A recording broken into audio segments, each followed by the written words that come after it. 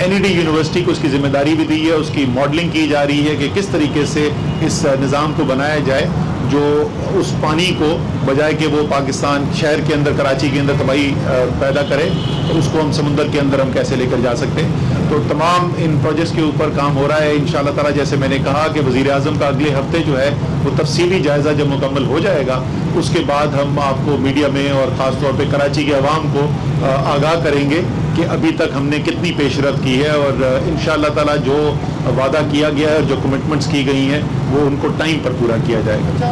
جواب کے لیے کراچی کا ٹرانسپورٹ ایک وقت وینٹیلیٹر پر ہے, لوگ بہت پریشان ہیں کیونکہ پورا شہر کی رکشا موٹر سائیکل کے حوالے کر دیا گیا ہے.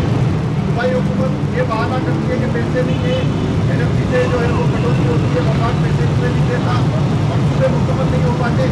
فوری طور پر یہ منصوبہ بھی 2022 میں مکمل ہوگا.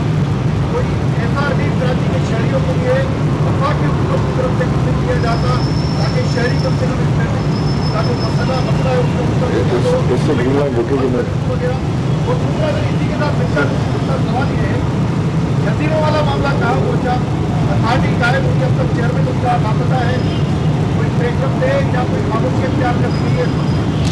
سر جہاں تک آپ نے سندھ حکومت کے اس دعوے کی بات کی کہ کٹوتی ہو جاتی, کوئی قانون کے اندر گنجائش ہی نہیں ہے. کنسالیڈیٹڈ فنڈز کے اندر جاتا ہے تمام جو ڈسٹریبیوٹیبل ریونیو ہوتا ہے, ڈویزیبل ریونیو جس کو کہتے ہیں, اور وہ براہ راست کسی بھی مداخلت کے بغیر وہ پیسہ آ جاتا ہے. اور سندھ کی حکومت کے پاس اپنی ریونیو اتھارٹی بھی ہے, وہاں سے بھی پیسہ آتا ہے. اور ابھی تو انہوں نے ہمیں بتایا 2 ماہ پہلے کہ 700 ارب روپے کے کراچی کے لیے منصوبے انہوں نے رکھے ہیں بجٹ کے اندر. تو 700 ارب روپے خرچ کیوں نہیں کرتے, کریں نا خرچ, ان کو ہمیں خوشی ہوگی. شروع میں ہمارے کچھ دوست جو ہیں وہ اس بحث میں الجھ رہے تھے کہ وہ 700 ہے یا نہیں ہے. میں کہا بھائی کیوں بولتے ہو یار, ہم تو چاہتے ہیں 700 ارب روپے خرچ کریں کراچی کے اندر.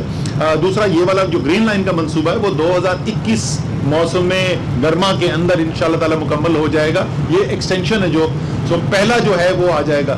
ریلیف تو دیکھیں, ریلیف ہوتی ہے فوری امداد کے لیے. جس طریقے سے کورونا آیا, کورونا کے اندر لوگوں کے لیے مشکلات پیدا ہوئیں, لاک ڈاؤنز ہوئے, لوگوں کا روزگار چھن گیا, تو پاکستان کی تاریخ کا سب سے بڑا ریلیف پیکیج 200 ارب روپے کی احساس کے ذریعے غریب ترین پاکستانیوں تک پیسہ پہنچایا گیا, اور اس کا 34% پیسہ یعنی تقریباً 65 ارب روپے جو ہے وہ سندھ کے عوام کو ملا, اور کراچی کے عوام کو بھی اس میں ایک بہت بڑا حصہ اس میں ملا.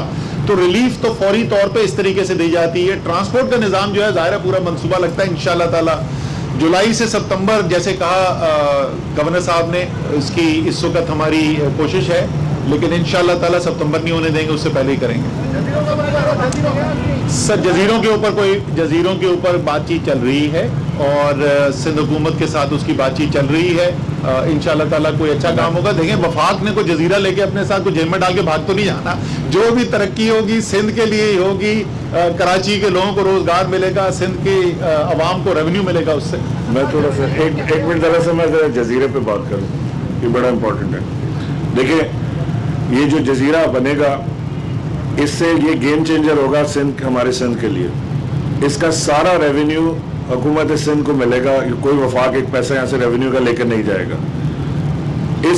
یہ جزیرہ کمپیئر کریں 8,000 ایکڑ کا جزیرہ ہے, 800 ایکڑ کا جزیرہ ہے, اور وہاں پر جو ہمارا سری لنکن جو ہے وہ اس سے بہت چھوٹا جزیرہ ہے.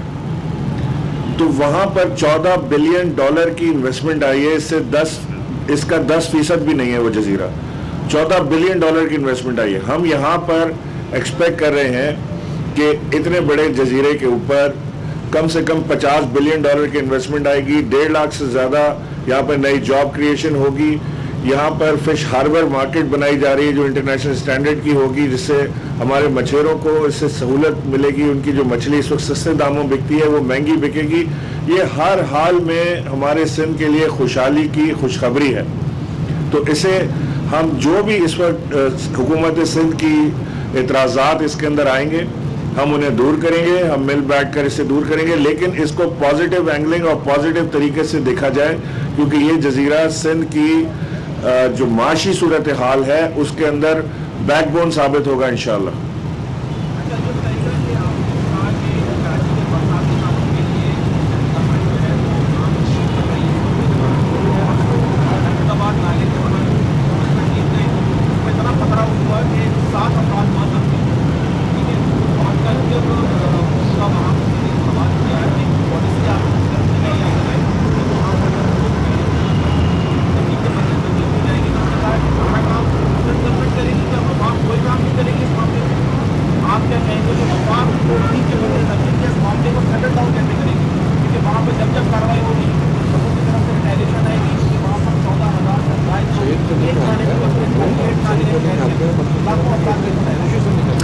सर, पहली बात यह है कि सिंध की ज़मीन के ऊपर अगर नाजायज़ कब्ज़ा हुआ हुआ है तो ये वफाक की कैसे जिम्मेदारी बन गई उसको छुड़वाना?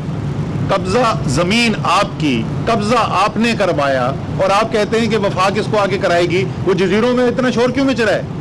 पहली बात तो ये मैं कर दूं, उसके बावजूद कि ये 100% जिम्मेदारी सिंध हुकूमत की है, उसके बावजूद वफाक ने अरबों रुपए इस काम के लिए मुख्तस किए हैं कि वो लोग जो वहाँ से हटाए जाएंगे, हालांकि वो वहाँ जायज़ ज़मीन पर नहीं रह रहे, उसके बावजूद शहरी तो हैं, पाकिस्तान के कराची के शहरी हैं, तो उनकी मुआवनत करने के लिए। और PCIC जो वज़ीर आला सिंध चेयर करते हैं, अल्लाह ताला उनको जल्द सेहतियाब करे, वहाँ पर ये फैसला भी हो चुका है कि कितनी मुआवनत की जाएगी। उसमें मुझे खुसूसी तौर पर शिरकत के लिए दावत भी दी गई थी। वफाक का पैसा हाजिर है, वो उठाना वहाँ से सिंध की हुकूमत ने है, पैसा हम देने के लिए तैयार हैं।